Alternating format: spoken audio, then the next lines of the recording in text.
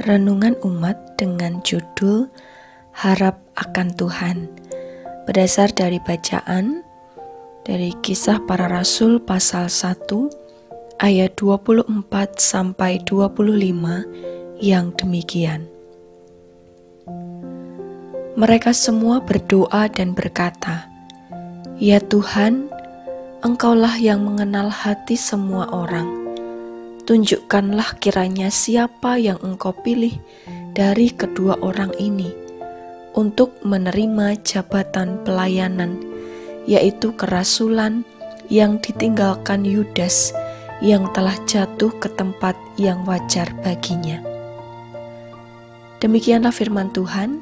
Berbahagialah setiap orang yang mendengarkan firman Tuhan dan yang memeliharanya. Haleluya. Bapak, Ibu, dan Saudara yang dikasihi Tuhan, tidak ada hidup yang tanpa masalah atau pergumulan.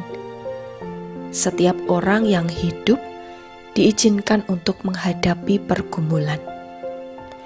Banyak sisi pergumulan yang dihadapi, baik dalam lingkup keluarga, pekerjaan, pelayanan, kehidupan bermasyarakat, dan sebagainya. Pada waktu itu, rasul-rasul juga sedang bergumul terkait dengan keberadaan mereka.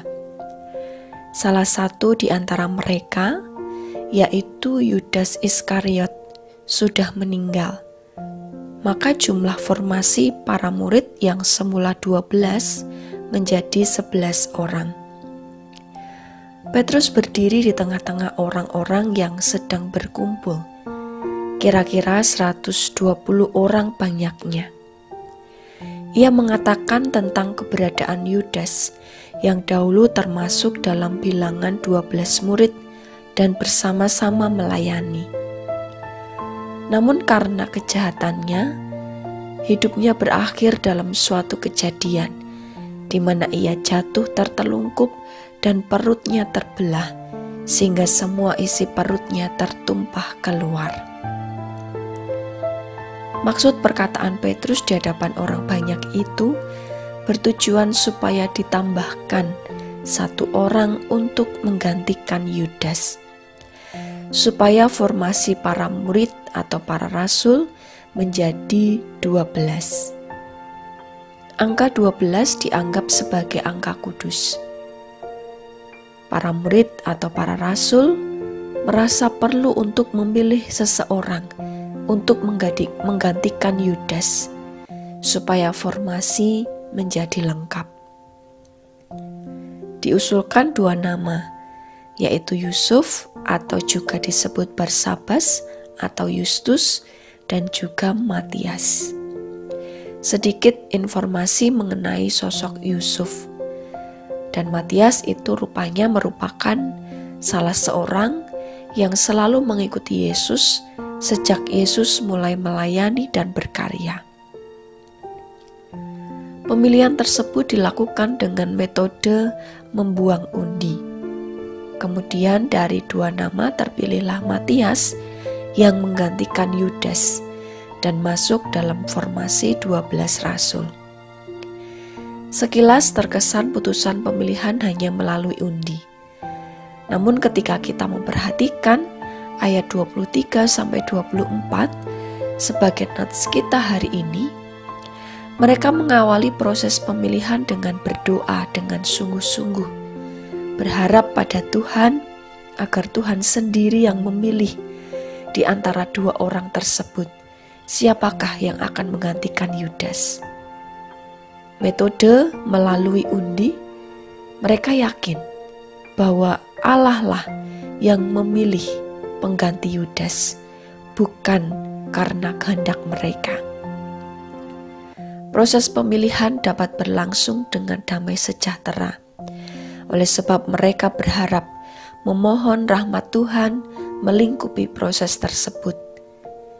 Mereka mencari kehendak Tuhan, bukan kehendak mereka sendiri. Dalam hal ini, penting sekali untuk menjadi bahan perenungan bagi kita. Bagaimana kondisi dan keadaan serta pergumulan yang kita hadapi kita mencari kehendak Tuhan. Oleh sebab itu, harap akan Tuhan menjadi kunci.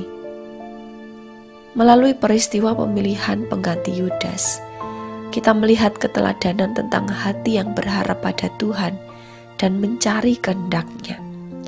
Sebelum bertindak dan memutuskan segala sesuatu, diawali dengan doa, dalam keberserahan membiarkan karya Tuhan yang terjadi.